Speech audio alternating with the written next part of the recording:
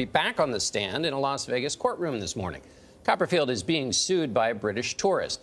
Gavin Cox says he was seriously injured while participating in one of Copperfield's famous tricks in 2013. Now the plaintiff's attorney tells CBS News that two other women have come forward saying they were also hurt during the same illusion. Copperfield denies he is at fault. Jamie Yukas is outside the MGM Grand Resort in Las Vegas where Copperfield performs. Jamie, good morning. Good morning. David Copperfield has been amazing audiences at the MGM Grand for more than 20 years. But now his world of illusion is colliding with the tough reality of a lawsuit, not just against him, but also against the hotel where he performs.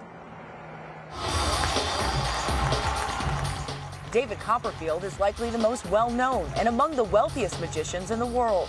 One of his signature moves, making members of his Las Vegas crowds disappear in an illusion known as the 13. So let's watch the video. Copperfield was in a Las Vegas courtroom last week, forced to reveal how the trick works. Around a dozen participants are chosen at random. They're placed in a cage covered by a curtain that hovers over the stage. In November of 2013, a British tourist named Gavin Cox was excited to be picked to be part of the act. What he wanted to do for his birthday was come to America, come to Las Vegas, go to the MGM Grand, and see his idol perform. Benedict Morelli is now representing Cox, who says he was severely injured during the performance, which Morelli's team exposed in court. Once the curtain obscures the participants, stagehands swoop in and lead them by flashlight through a series of backstage passageways, out of the building, then back in, where they reappear in the back of the room. They're rushed around this circuitous route, often very dark, on different surfaces, running very quickly and moving and making lefts and rights and not knowing exactly where they're going. And it's a accident waiting to happen. According to the complaint, Cox slipped on construction dust and debris in a dark hallway. His lawyer says he suffered a traumatic brain injury, as well as injuries to his spine and shoulder. He says his medical bills now total $1.3 million. My client was put in a position where he was doing things that he didn't know he was going to do, and he was injured as a result. You know, people don't just trip and get as injured as he got. In court, Copperfield testified he personally inspects the passageways. 10 minutes before they do, I do to inspect the entire route.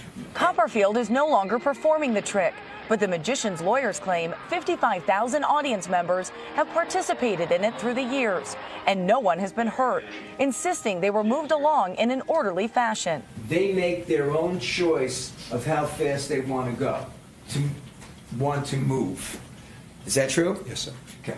But now, after hearing about the case, Morelli says two new female participants have come forward to say they also were rushed through the passageways and injured as a result. We're going to prove that everything that they've been saying about that the participants don't really run and they're not really rushed and it isn't chaos, we're going to disprove that with another witness. Morelli plans to call both women to the stand this week.